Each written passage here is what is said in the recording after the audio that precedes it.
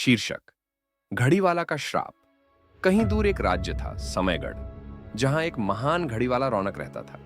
रौनक समय का जादूगर था, जो घड़ियां सिर्फ बनाता नहीं, उन्हें महसूस भी करता था। हर कोई कहता था कि उसके हाथों में एक अलग ही जादू है।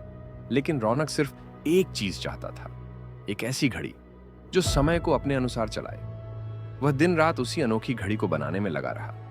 अपनी जिंदगी के सारे रिश्ते, दोस्ती और खुद अपनी खुशी को भूल चुका था। और एक दिन उसने अपनी जिंदगी की सबसे बड़ी कला को जन्म दिया, एक जादू भरी घड़ी। एक घड़ी जो समय को तेज या धीमा कर सकती थी।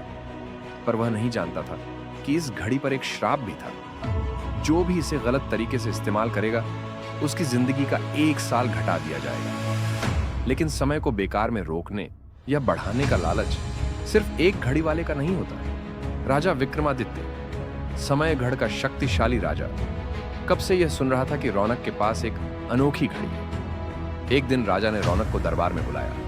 हमें वह घड़ी चाहिए। राजा की आंखों में एक अजीब सी चमक थी। रौनक ने राजा के चेहरे को देखा, उस लालच को महसूस किया जो सिर्फ समय चाहिए वाले लोगों में होता है। माफ कीजिएगा महाराज, पर यह घड़ी किसी को नहीं दी जा सकती। राजा हंस पड़ा। रौनक, समय किसी की भी सुनता नहीं, और न ही मैं। उसी रात राजा के सैनिकों ने रौनक के घर पर आक्रमण कर दिया। रौनक ने घड़ी को तोड़ने की कोशिश की, लेकिन एक सैनिक ने उसके हाथों से छीन ली। राजा ने अपनी उंगलियों से घड़ी को छुआ और मुस्कुराया। अब यह राज्य का है। पर राजा नहीं जानता था कि उसने एक श्रापित वस्तु को अपने हाथों में ले लिया।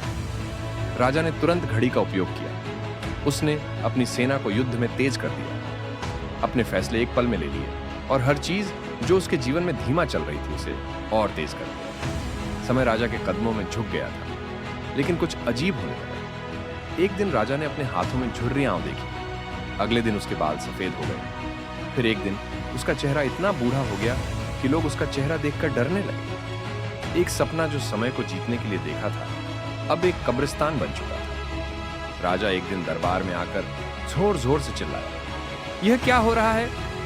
और तब दरबार में एक जानी पहचानी आवाज गूंज उठी, रौनक की। महाराज, आपने समय को बेचने का सोचा था, पर समय बिकाऊ नहीं होता। उसका अपमान करने वाले को समय ही तोड़ देता है। राजा समझ गया कि यह सब उसके अपने ही हाथों की गलती थी, लेकिन अब देर हो चुकी थी। अगली सुबह समय ने राजा को खा लिया। दरबार में बस एक खाली सिंहासन पड़ा रहा और एक टूटी हुई घड़ी जो धीरे धीरे रुक गई। और उसी रात रौनक वह शहर हमेशा के लिए छोड़कर चला गया, समय का सबक सिखाकर।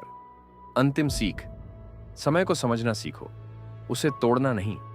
अगर तुमने समय को अपनी इच्छा से चलाने की कोशिश की, तो एक दिन यही समय तुम्हें पीछे छोड़ देगा।